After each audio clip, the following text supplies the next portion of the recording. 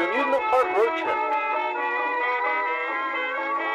And now your hosts, Matt and Brandon. Hello, and thank you for joining us on this road trip today. Brandon, would you like to drive today?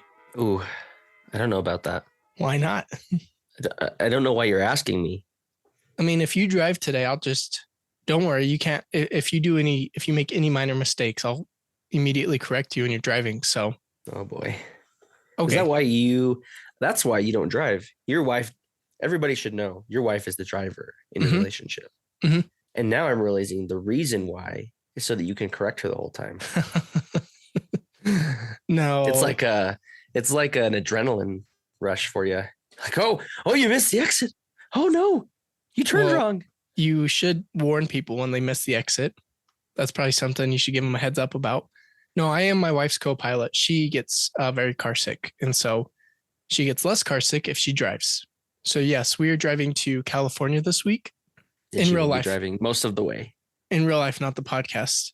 And yeah, we're driving every single week on the podcast in real life. Right. I don't know what you're talking about. Well, today we're taking a road trip. Hold on. We can't start the road trip yet. You haven't commented on my name. Yeah, Michael Bluth. I just wanted to let everybody know there's always money in the Dippin' Dot stand. That's right. And I say that because what Michael Bluth does is burn down the banana stand. And so I went to burn down the Dippin' Dot stands, all of them. Burn them down for the insurance money. Does that make me the one that works with my cousin that I'm attracted to? I guess so. Since you're driving today, can we get started? Is that all right with you, Bub? Bub? Yeah, Bub. Yeah, not Bud. Look, I've driven with you before. I don't know if I want to have that experience again. I think you should drive. Okay. Good choice, because I'm a much better driver than you are. Oh boy. This is going to be quite the episode. Today we're taking a road trip to... Hold on. You just keep jumping ahead. Yeah, I'm ready to go. Our listeners spoke and they chose where we're going today. Oh yeah, you're right. So on YouTube, I put I put out a survey of where we should go next. And I put Kings Island, Hershey Park in Pennsylvania. I can't even remember the other two. Carowinds. Oh yeah. That was another one. And then the other. And nobody voted. Well, one person voted. We had 8 votes, but one real person voted because I voted once. And then I told Brandon, and then one person voted for real. And then I told Brandon, nobody's going to see this or vote. So Brandon used his 6 accounts to vote. So we had a total of the listeners votes. Spoke and they chose Kings Island. So the listeners spoke. We heard your voices. We're going to Kings Island. But this is a call out. If you do have an opinion, let it known. And we will not skew the results with our own votes. Just if nobody is voting, nobody's saying anything, ultimately, our shadow YouTube channels will make the decision. That's right. Before we get started, we've said Kings Island a few times. It's in Mason, Ohio. It's the park with the Eiffel Tower, which when we picked Great America, I thought that was the park with the Eiffel Tower, but no, that's the Grand Carousel. But they are both Cedar Fair parks anyway. It's the Eiffel Tower and, of course, blue ice cream, which the flavor is blue. Or it's a Smurf cone, from what I've read. Apparently, there's T-shirts that locals wear. That it's called a Smurf cone. Anyway, before we get to that, I listen to our own podcast. Brandon, I don't know if you do too, but man, I sound bored out of my mind listening to myself talk. I am not bored. I guess I'm just not very the only monotone. one. I'm just kidding. I listen to podcasts. I don't get bored because I get to hear my voice and I'm fun. You are fun, but you don't speak up enough. What I'm saying is I'll try to put some more character into my voice. I'll try to make a conscious effort. That's all I got to say about that. You ready to tackle Kings Island? I'm ready. I hate to break it to you, Brandon. It's not an island. What? They don't have an island in Ohio, a landlocked state? Well, now you're going to sound like an idiot. A landlocked state? Nope. Don't check. Don't check. I mean, yes, there's a body of water. Oh, but, Lake Erie. Yeah. But it's landlocked. It's surrounded by land. Well, it's there's some other. The ocean. Will you just let me get to the history? No. Okay. Kings Island opened April 29th, 1972. It is a Cedar Fair park now. It wasn't always. We'll get to that. Currently has 49 attractions, 14 coasters, which is a lot, and we won't be talking about them, and 3 water rides. We won't be talking about them. Yeah. These are the parks that would be the funnest to go to are sometimes the hardest to cover. You know what I mean? The history behind Waldemar They're the same. is fascinating. Like- but yeah, you're right. What are you going to say about a park with 20 roller coasters that just have different loops and twists and turns? Maybe we should change the podcast format to narrating POV ride-throughs, and that would be more interesting. Then we could talk about roller coasters. And then you do a loop, and then you do a bank, Mm-hmm. then you do a drop. No. You come on. You know how to do it. You're doing it all wrong. All right, we're getting on the ride. Ah! Whoa! I didn't expect that drop. Whoa! Another loop? Well, that was crazy. I mean, Kings Island, the coasters that they do have are extremely impressive. There's a Giga coaster, which is based on how tall a coaster is and all this stuff. There's all these requirements, huge coasters, but everybody, well, that's an assumption. People that probably find our podcast know these things about these coasters already. So I like to look for the old history stuff, the random stuff. And we'll get to that today, including some defunct attractions, which are amazing. So I yeah, love defunct stuff. so do I. It's very interesting. Is that the proper term for it, or are we just channeling the fact that we follow defunct land? That's the proper term. A He defunct used that attraction? term because that's the proper term. Defunct. Defunct. Yeah. It's a fun word. I probably didn't know the word before him though. Could be retired. You could say retired transactions. Transactions. Retired attractions. You've been working too much today. I've been working way too much. I've been in too many meetings. Yeah. Let's get through this history quickly. All right. In the beginning, there was Coney Island. No, not that Coney Island. There's a Coney It Island. should be Corny Island instead. Oh, geez. There's a Coney Island in Ohio. And in 1964, that Coney Island, which was in downtown Cincinnati, was on the Ohio River and it flooded. Now, this park would flood occasionally, but in 1964, it was a significant flood. I saw something like 14 feet of water. And so that's where the island park comes in. We'll get back to that. A man named Gary Walks, the son of Coney Island president Ralph Walks, he wanted to relocate the amusement park to avoid flooding. He wanted to run from his problems. So Gary and Ralph, the Walks, they met with president of Taft Broadcasting Company, Dudley S. Taft. What an awesome name, Dudley. I played hockey with a kid named Dudley. So it's not completely extinct. It's not completely defunct. I was going to say distinct. I've been working too much today. So after they met with him, construction began June 15th, 1970 for the unnamed park. Later that year, a name contest was held with absolutely no intervention, of course, because that's how those things go. And Kings Island became the most popular name with a nod to Kings Mills and the park's predecessor, Coney Island. Ah. Yeah, so that's where the island comes in. Kings Island. There's also Kings Dominion. Oh, that's the only other Kings. Kings Peak. What's that? It's a mountain in Utah. Oh, yeah. That's the highest one, right? Yeah. I knew it sounded familiar. Unfortunately, that contest, so they also had a contest to name for a slogan for the park. And one of the suppressed proposed slogans was Ohio is for lovers. Is that where that comes from? No, I just made that up. Oh, man. That'd be pretty cool, though. That's what I thought. It was like, that was why it was a thing. So is that a thing because of the song, or is that song named after the thing? I don't know. You know the song? Yeah, of course I know the song. Okay. So cut my wrists Good. and black my eyes. Yeah, that's the one. Yeah, I know.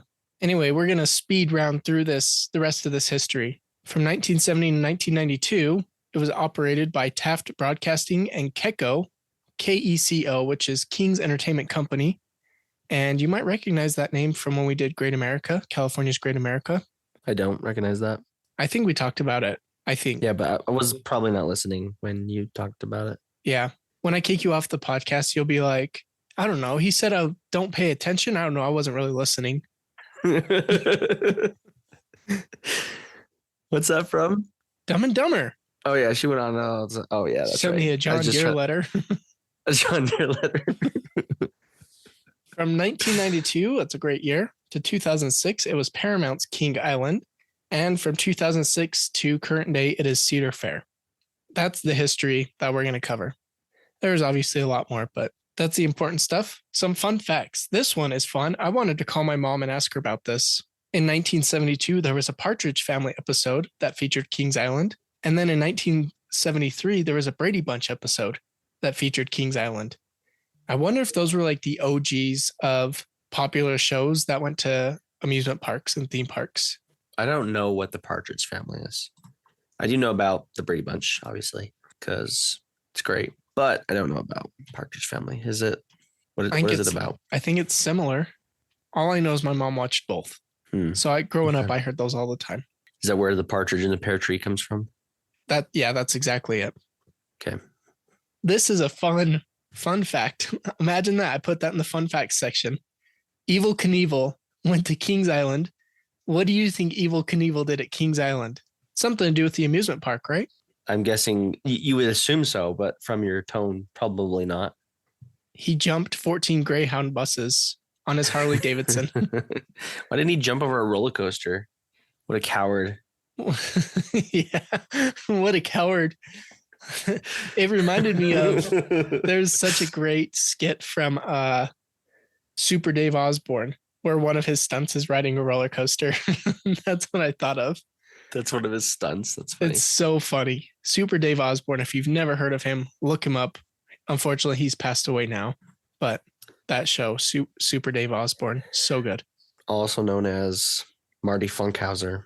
Oh, is that his name? In Curb Enthusiasm, Yeah. Yes. I thought he played himself. No, he did not. Anyway, there's some golden ticket awards we got to hand out. This one's impressive. From 2001 to 2018, Best Kids Area, which is really, that's a long time to get number one, all those years straight. And then something happened in 2019. I don't know what happened. This one's funny. Best Concert Venue. I did not know golden ticket awards for Best Concert Venue, but the Timberwolf Amphitheater. Did I say it right? Try again. Amphitheater. No, that's not right. Amphitheater. No. Amphitheater. No. How do you say it? Amphitheater. That's There's a no PH. It's Amphitheater. Amphitheater. Oh no. Oh no. Amphitheater. Oh, no. Let's ask Google. My entire life, I've said Ampla. L. There's an L in there. Amphitheater. And then Brennan pointed out, you realize there's no L in that word. Amphitheater. Amphitheater. Hold on. Just shut up. Okay. Amphitheater. So I'm saying it wrong too? Amphitheater. I say amphitheater. I don't think it's a hard amphitheater. P. It's a PH. Amphitheater. Now I'm just. Oh, do it again. Amphitheater. Yeah. Amphitheater. Amphitheater. It's a tough word. Amphitheater. So it's not a hard P. Okay. I've been saying it wrong too then. So I really can't criticize you. Tough word. Well, I was adding letters. I was adding an L. You were not taking into consideration the H after the P. Probably why I always spell it wrong, because I leave out the H. Now you know. In 2017, it got a golden ticket for Best New Ride with Mystic Timbers. It got the Renaissance Award. What is the Renaissance Award? In 2019, Golden Ticket Award, Renaissance Award. I don't know what that means, but that's what they got. And in 2022, this feels like a made up, well, not a made up, but it's publisher's pick, Park of the Year 2022. So they had some insider who they didn't win Park of the Year. And so this insider is like, but actually my pick is this park instead of the one that actually won. So that one just made me laugh. And that's it for fun facts. You ready to take a walk through the park? Boy, am I.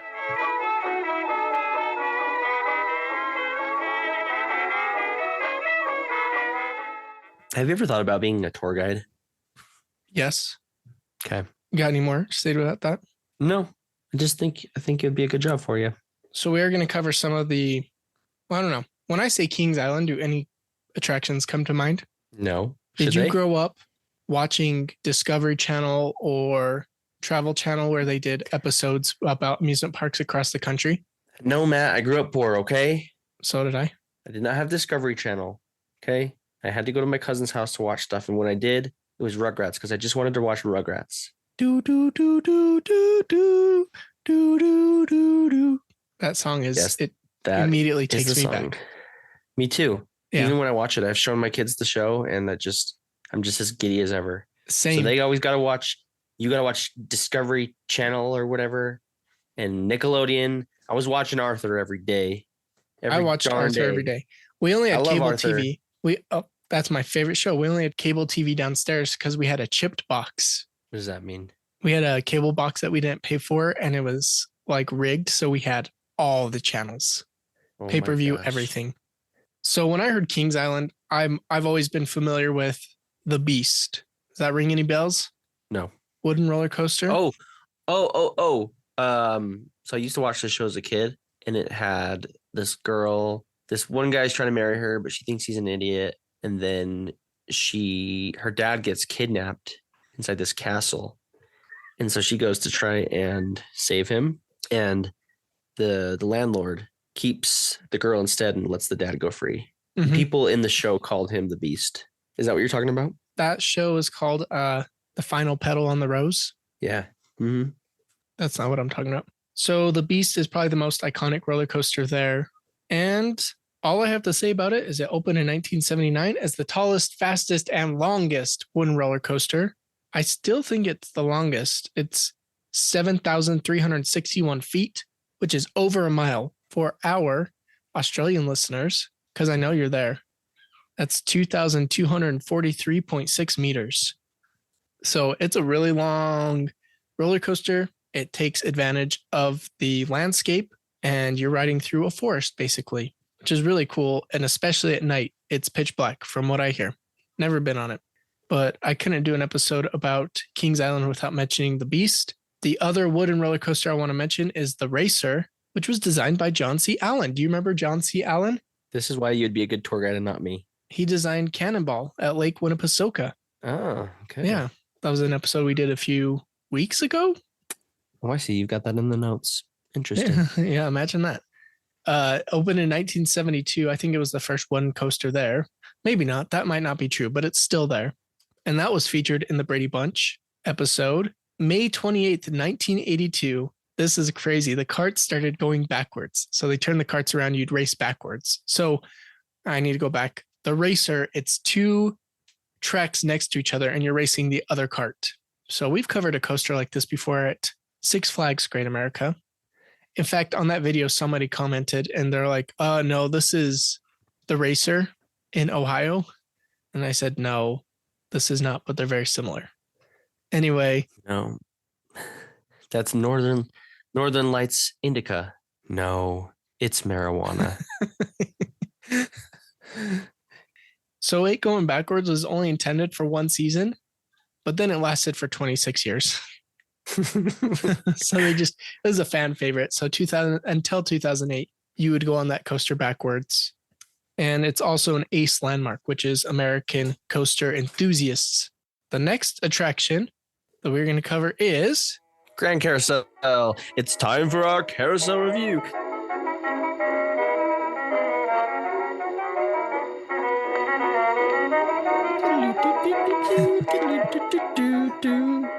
I don't even need to add the music if you're going to do it. This is a good one. I love doing carousel histories because there's always, not always, but 90% of the time, an awesome history behind carousels. You know, that's why it's good we do carousels because every park has one. Pretty much. Like, have we come across one yet that doesn't have one? I don't know if we have. So basically, we always have a carousel review time period. Exactly. Trains are not at every park. I think trains are cooler than carousels, but not every park has a train. There was not a train at the forest. Enchanted Forest. Enchanted Forest. There is no train, but there is a tiny carousel there. This Grand Carousel is a Philadelphia Toboggan Company.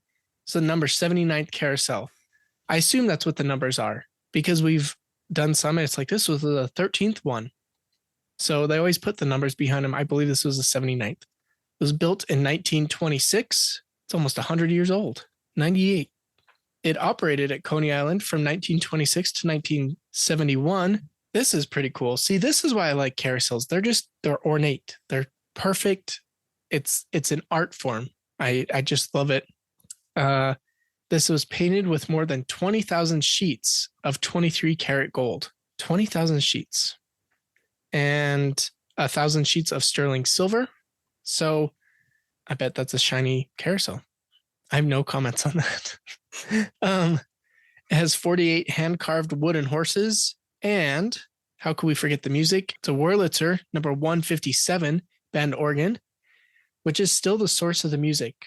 I found out and suspected, this didn't surprise me, but one of the videos I was watching about the carousel, the guy's like, the music's actually still coming from this Wurlitzer machine. Whereas a lot of carousels will have that machine, but the music is actually not coming from that machine. It's coming from speakers playing that style of music. So this one's actually playing the music from the Wurlitzer. That's awesome. Isn't that fascinating? So fascinating. You know what we should do? I wonder if we could commission somebody to write us this music. I'd imagine there's not a huge demand for it. Maybe there is. But you know, there's places you can go and just be like, hey, do this, write this for me. I wonder how much it costs to be like, write us this in the style of this. There's got to be somebody out there that does this stuff. If you do this, let us know. We will pay you in airtime. We'll pay you everything we've made from Magic Candle Company. Yes, we won't tell you how much it is, so don't go back and listen. It's more than zero. We'll say that. So that's it. That's the review for the Grand Carousel. I get pretty excited about that. Here we go to the defunct. What is that comment? I'll get pretty excited about that. I get pretty excited about carousels. I love them. All right, good. Glad. We're going to cover a defunct attraction. This is so cool. And I will say, if you've never heard of Defunct Land, what are you doing?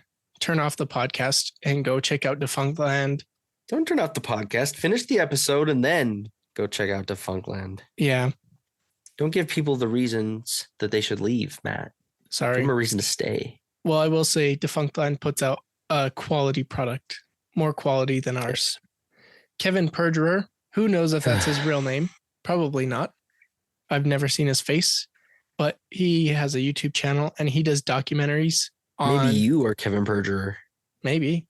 That's why you're telling people to leave this podcast and go listen to something else. Oh, you caught me.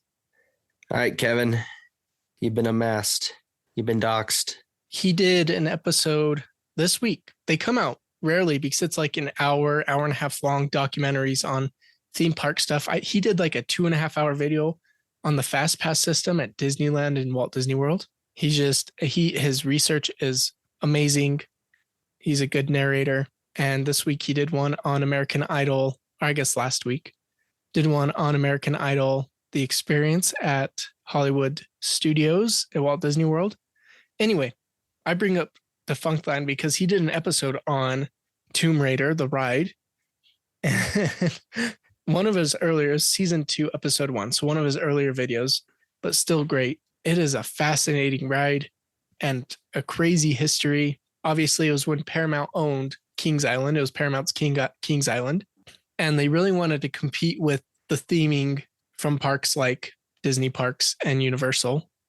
So they put all their money into theming this ride to Tomb Raider. The queue is amazing. So is it cool. The Tomb Raider, the game? Was it a game first? I know it was a movie, but... Yeah, it was a game first. Okay. Yeah. Tomb Raider with Angelina Jolie. Yeah. And the queue was amazing. And then there's just this giant building, show building that was super tall. There was no way of hiding it. So this awesome queue where you're totally immersed, and then this giant building behind the queue, which made me laugh. But what it is a top spinner, which at our park is the Cliffhanger. Yeah. A top spinner. I don't know how to describe that, right? Listener, look that up on your own time. You sit on a bench in a row with people and you spin around kind of like a swing, but you spin all the way around and then your bench starts spinning around while you're spinning around. Is that a great description of it or what? Anyway, Tomb Raider the ride was this top spinner inside of a show building, and there was this giant statue. Now that I think of it, I don't know how to describe it. It was like a Buddha-like character, kind of looked like Mara from Indiana Jones. And you would swing up 70 feet, and all of a sudden these giant eyes would be staring at you. You'd swing around, there'd be stalagmites. Which ones hang from the roof? Stalactites, I think. I don't know. Anyway, and you'd feel the water dripping from them on your face. And then your cart would flip towards the ground, and you're hanging over the ground, and there'd be lava shooting up and hitting you in the face. And by lava, I mean water with red lights. And it was warm water too. Anyway, it was the coolest theme ride out of a Disney and Universal park. And then Paramount sold Kings Island. They changed it to the Crypt, but they had to take like all the theming out of it basically, because that was the movie. So, and then eventually they took it out, I think. Oh crap, that's something I should know. Oh yeah, it closed in 2011. How could I forget this detail? Because I put this in especially for you. They turned it into a haunted house. It was turned into a haunted house? Yeah, and I think it still is. In fact, one of the facts about this park that I really liked and I wanted to share with you is that it has one of the top rated haunts for amusement parks. So it was really cool. But yeah, they turned this building into a haunted house, and the queue. We're going to have to make our way to Ohio. Apparently, on our way back from Philadelphia, of course, because we're going to visit all the parks there. Pennsylvania, not Philadelphia. Cities and states are hard. But yeah, that's Tomb Raider the ride. Really cool. If you want to see more about it, check out Defunct Lands episode on it. Highly recommend it. And that one's only 20 minutes. That's not an hour-long documentary. And we are going to end with Boo Blasters on Boo Hill. So just from that name, Brandon, what can you gather? You've got somebody blasting your face again, like the Joker. Yeah, you're blasting things. Yeah, you are blasting things. You're blasting booze, because this is another shooter ride. It's a shooter ride. Not only that, it's at 4 other parks that I could count. Might be at others, but it's at 4 other parks that we're going to cover. So I thought, let's not do Boo Blasters. Let's do the history of the ride. And by history, I mean, name what it was from what year to what year. It wasn't always a shooter ride, but it has always been Kevin. A dark ride. In 1972 is when it opened. To 1983, it was Enchanted Voyage. Again, being a dark ride, not a shooter ride. And then 1984 to 1991, it was Smurfs Enchanted Voyage. I'm curious how much they changed. Was it because of the blue ice cream? I think that was there from the beginning. And then it left for a little bit, and then people complained, and so they brought it back. I don't know if it had to do anything with the ice cream. Is Smurfs Hanna-Barbera? Ooh, I think so. Because that was what they had at the beginning, was Hanna-Barbera with the Taft Broadcasting Company. And then in 1992 to 2002, this is the one that I thought would really pique your interest. It was Phantom Theater, which, again, I still don't think that was a shooter ride. It was a dark ride. It used Pepper Ghost's effect. My favorite effect. Oh, yeah. It was a tour of a haunted house. Or it was like the tour behind the scenes of an abandoned some kind of building. And then all of a sudden you're being haunted by the Phantom. I just had an amazing idea. You know what somebody should do? We've got the Haunted Mansion. Love the Haunted Mansion. Wouldn't change a thing about the Haunted Mansion. But somebody should do Haunted Mansion if they had gone with their original plans of the walkthrough. The Museum of the Weird or whatever. Yeah, I'm surprised that actually doesn't exist. Yeah, it should exist. It should exist. From 2003 to 2010, it was Scooby-Doo and the Haunted Castle. That's when I believe it turned into a shooter ride. Still sounds cool, though. And when they changed it to, well, when they lost the rights to Scooby-Doo, when Paramount left. Did I tell you my opinions on Scooby-Doo real fast?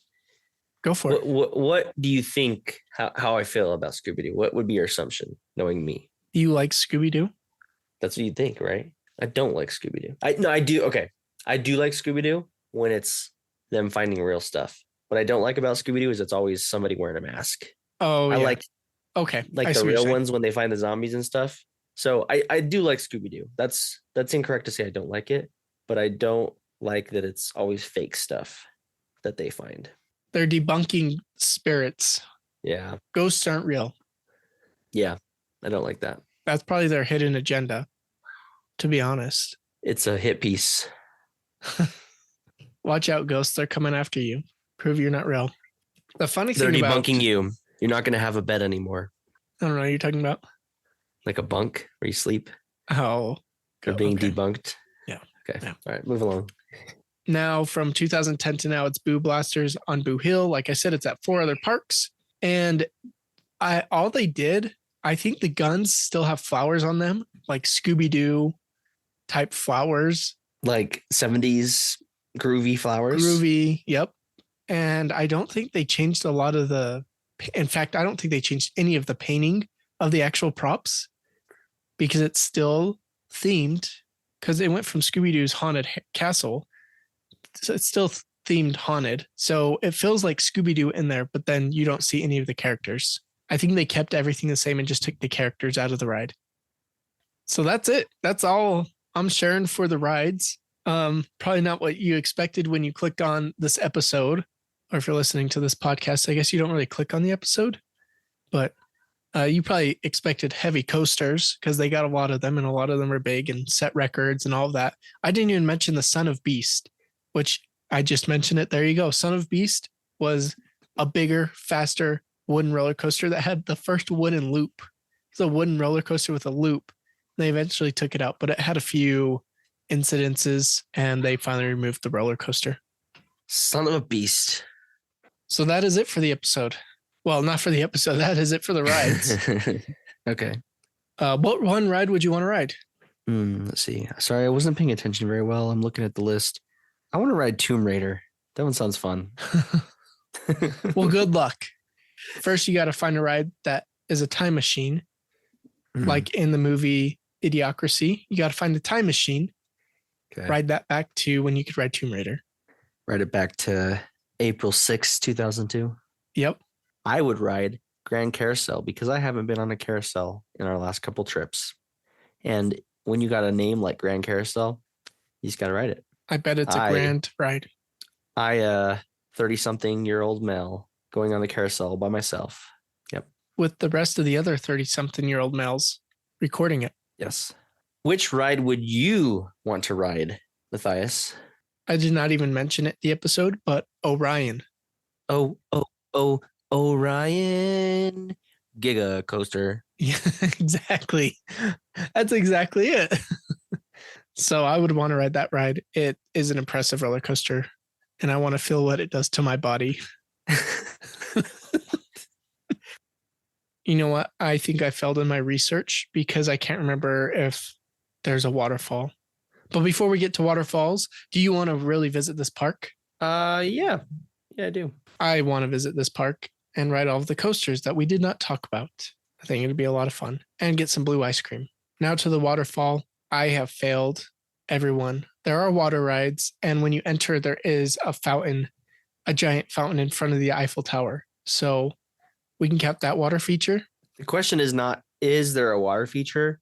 The question is there a waterfall? You're exactly right. I apologize, listeners. I have failed in my research this week. I forgot to look for a waterfall. And I can't think of one off the top of my head. So unfortunately, we're going to have to strike that against Kings Island. Guess we're not going. No. We need to find that time machine. By a simple mistake of my own and research, we have determined we cannot visit this park. I doubt it has a waterfall, though. I just kind of doubt it. They got a lot of water. I don't know. When they put in Tomb Raider, it replaced 2 water rides. I believe there's a log flume ride it replaced and keel boats. So it replaced that section of the park. I bet they had a waterfall there. So, but even if there's not a waterfall, like you said, there's lots of water features, lots of water things. There is nothing like the smell of theme park water. You know what I mean? I know what you mean. It's just unmistakable. Whether that's a chlorine or you got your classic water ride smell. It just takes you to a time and a place where you want to be. And so if you do not have the ability to go to the park physically, you can always smell one of Magic Candle Company's many water smells. And you can get that in your nose holes and enjoy it. I do not appreciate those in my nose holes. Well, don't get the water in your nose holes. I'm not a fan of those water scents. Really? Yeah. I just, I don't know what it is. I don't like them. Okay. I like them. and I think our listeners would like them. If you want to take one of our opinions, take mine and buy yourself one of those water scents with our Magic Candle Company affiliate link, and let us know what you think. If you're Team Matt or Team Brandon, I already know the answer, but let us know. Actually, there is a scent called H2O that doesn't smell like water, but that is my favorite scent by far, H2O, which I think was the soap at Walt Disney World resorts. Like hotels had H2O products. That's what that scent is. It is really good. Nice. So that is it. Any final thoughts, Brandon? Nope. Just glad. Well, take that back. I'm glad this place has real ice cream and not that fake garbage that you seem to like. Dippin' Dots. Yeah, those ones. I love them. You know, before I end it, which is going to happen any second now, they have an attraction where it swings, but you go up this giant, giant tower, like way high. And I don't have anything else to say about that. I just saw it and I'm like, I don't know if I'd have the balls to do that ride. It goes super high. So well, I guess we'll end on that note. Well, that's it for this road trip. Thank you for joining us. I hope the accommodations in the back seat met your standards. Oh, yeah. Forgot we were driving along with our listeners. Yep. And I will just, how do I say this? You're welcome for me driving and not letting Brandon drive. Although Brandon would have done a fine job if he drove, because I would tell him where to go and how to drive and what to do. And, so, but you're welcome for driving. Don't worry about the gas money. And we'll see you next week, which is going to be. Don't worry about the gas money as long as you buy something using our affiliate link. Oh, yeah. Good point. What I was going to say is next week is going to be a bit of a different episode because I am going on vacation with my family to a theme park. So next week, I'm going to recap that trip basically for a very specific reason, but I'll get to that next week. I think that's it. So have a good week. Goodbye.